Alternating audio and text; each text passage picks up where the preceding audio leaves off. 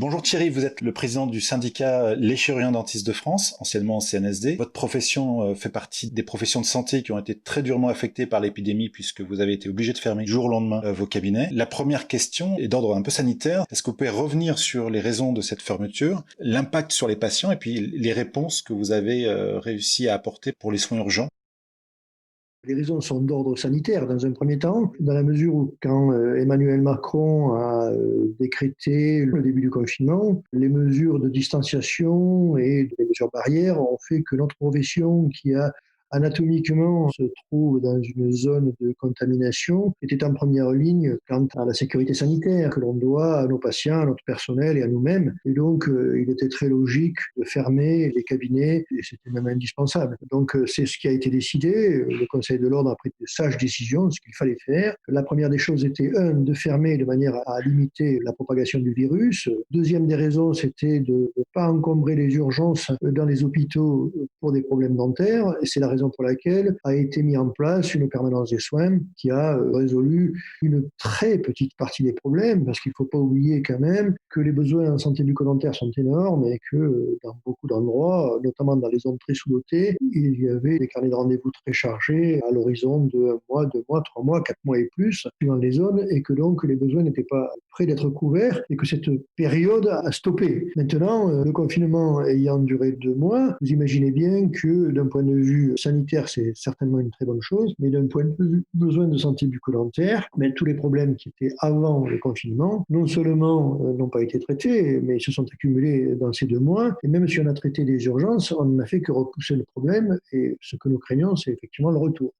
Sur le retour, comment vous imaginez, parce qu'on comprend bien qu'il y a effectivement tout le retard qui a été pris, en plus du besoin, comme vous dites, sur des zones sous-dotées, potentiellement il y a des mois et des mois avant de récupérer un rythme normal. Oui, on ne le récupérera pas de sitôt. Alors, la première des choses, avant de traiter les problèmes, la première des choses, c'est d'avoir du matériel. Nous avons été confrontés, depuis le début, à un moment donné, à une réquisition, il faut reconnaître, des moyens de protection envers les hôpitaux, envers les endroits les plus exposés, et peut-être pour les personnes les plus fragilisées, ce qu'on a compris, ce qu'on a tout à fait accepté. On a même tellement bien accepté que nous avons participé par des dons, et je l'ai encouragé moi-même, à donner du matériel de manière à aider les secteurs qui en avaient le plus besoin dans l'urgence. Je l'ai dit, je l'ai écrit et je l'ai même dit à travers des vidéos, je ne voudrais pas avoir sur la conscience des morts. Donc il est hors de question de lancer des praticiens dans un risque et faire courir des risques à nos personnels et à nos patients. On est quand même une profession médicale, le comble serait quand même de faire n'importe quoi, il n'en est pas question.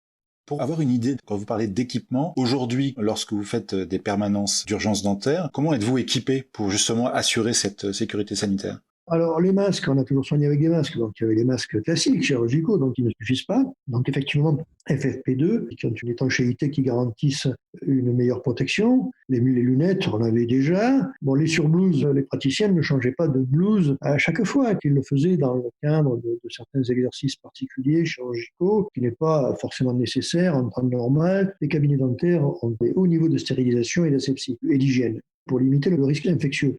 Mais avec le Covid-19, on passe à une étape supplémentaire, si vous voulez, par sa dangerosité, par sa grande capacité de contamination, et puis par son risque. On passe à un stade au-dessus en termes de protection sanitaire. Ce qui était valable pour tout ce qui est chirurgie, actes invasifs, on est d'accord, mais on ne se mettait pas en condition de salle d'opération ni en chambre stérile pour une consultation classique. Ça ne se faisait pas ni chez nous ni ailleurs. Or là, sans rentrer dans la condition de chambre stérile, il faut monter d'un cran. Et donc, cela suppose des investissements et donc des conditions économiques adaptées. Et ce que nous avons demandé. Depuis le début, on demande des compensations financières parce que les cabinets dentaires ont des lourdes charges à supporter pour assurer la sécurité sanitaire. Il faut que les pouvoirs publics le comprennent. Justement, sur le plan économique, vous êtes à l'arrêt depuis le 13 mars à peu près. Donc ça veut dire, j'imagine que vous êtes une des professions de santé qui subit le plein fouet l'arrêt, puisqu'il n'y a plus aucune activité dégagée. Quel est le constat aujourd'hui sur la santé financière des cabinets dentaires? Vous savez, à toute chose, malheur est bon. On nous a traités, nous, les chirurgiens dentistes, de nantis. Alors certes, on a une profession où on gagne honnêtement notre vie, et je dis honnêtement, et en temps normal, on n'a jamais rien volé, mais par contre, les gens vont découvrir qu'un cabinet dentaire, c'est 75%, voire plus de charges. C'est-à-dire que sur l'argent qu'ils donnent, les 3 quarts partent en charge, fixe ou variable, voire plus des 3 quarts, et qu'on ne se le met pas dans notre poche. Ils peuvent parfois le penser de manière un peu superficielle. Et aujourd'hui, les cabinets dentaires qui font partie, et je le dis, des des professions médicales de terrain, de ville, de proximité, qui ont le plus de charges financières. Un cabinet dentaire, c'est ni plus ni moins qu'une petite clinique mise à disposition des patients tous les jours, avec des obligations énormes. Et que ce que gagne le chirurgien dentiste n'est pas volé, ni en termes de responsabilité médicale, car ça, il faut quand même peut-être pas l'oublier. La preuve, on commence à le voir, on s'aperçoit de l'image que véhicule un cabinet dentaire aujourd'hui avec tout ce que ça représente. Non seulement ce n'est pas volé, mais en plus, la grande source de revenus alimente tout ce qui doit être nécessaire pour la sécurité sanitaire des patients et pour le haut niveau de protection et je dirais technique des actes. Et que donc aujourd'hui, les cabinets dentaires, depuis le début de la crise, sans vouloir tirer la couverture à soi, on a pris de plein fouet ce confinement. Donc on n'a plus aucune source de revenus. Et par ailleurs, les personnes nous oublient, en temps normal, les chirurgiens dentistes, comme d'autres professions, comme toutes les professions, participent à la solidarité nationale par leurs cotisations et lourdement. Et ce que nous disons aujourd'hui, ce n'est que justice que l'assurance maladie protège les cabinets dentaires qui ne peuvent pas travailler. Par responsabilité, ils ont arrêté les cabinets pour ne pas provoquer de contamination et de propagation du virus. Donc, ils ont été obligés de s'arrêter. Quand une profession est obligée d'être à l'arrêt, elle ne bénéficie d'aucune mesure sociale, car jusqu'à présent, la plupart des cabinets dentaires étaient éligibles à aucune mesure sociale, mis à part le chômage partiel de leurs salariés, mis à part ceux qui ont été malades, tous les autres n'ont rien reçu. La solidarité à laquelle ils participent